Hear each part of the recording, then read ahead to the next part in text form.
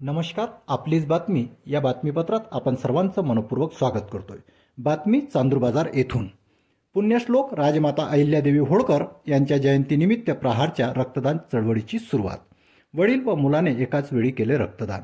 चांदूर बाजार येथील प्रहार कार्यालयात पुण्यश्लोक राजमाता अहिल्यादेवी होळकर यांच्या जयंतीनिमित्त प्रहार जनशक्ती पक्षाच्या वतीने संपूर्ण महाराष्ट्रात रक्तदान शिबिर चळवळ सुरुवात करण्यात आली।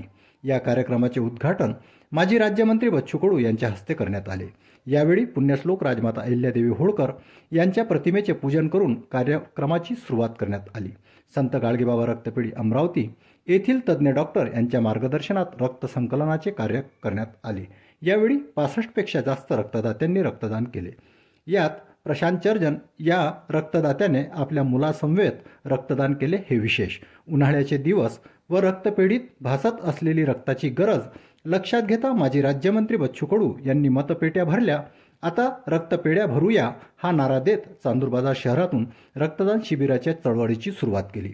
या रक्तदान शिबिराला यशस्वी करण्याकरिता सचिन खुळे माजी नगरसेवक, माजी उपाध्यक्ष मुजफ्फर हुसेन, उपेश कपाले, ऋषी पोहोकार, दीपक भोंगाडे, नरेंद्र वानखडे, गणेश पुरोहित, विनोद कोरडे, प्रशांत चर्जन, सुदेश नाकाळे, प्रज्वल भोगसे, विशाल आवारे, ऋषी श्रीवास, दिवाकर तायवाळे, योगेश पाटील, जीवन सिरस्कर, मोहम्मद रिजवान, मोहम्मद दानिश, साजिद शहा, सुरेश गणेशकर, दिनेश धर्माळे, ललित नागपूरकर, निलेश वाटाणे सह मोठ्या संख्येत कार्यकर्ते, पदाधिकारी, समाजसेवक उपस्थित होते। हे मात्र विशेष। मागील 1-1.5 महिन्यापासून संपूर्ण अमरावती जिल्ह्यात रक्ताचा तुटवडा निर्माण झाला आहे, ज्यामुळे सर्व जे रुग्ण आहेत त्यांना रक्त मिळण्यात अडचण येत होती।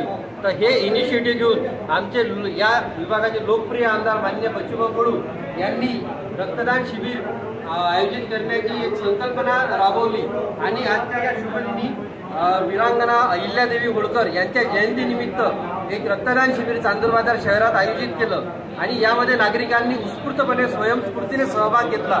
त्या सर्वांचे आम्ही आभार मानतो आणि यापुढे कधी असा रक्ताचा तुटवडा निर्माण होणार नाही अशी ग्वाही आमचे लोकप्रिय आमदार बच्चू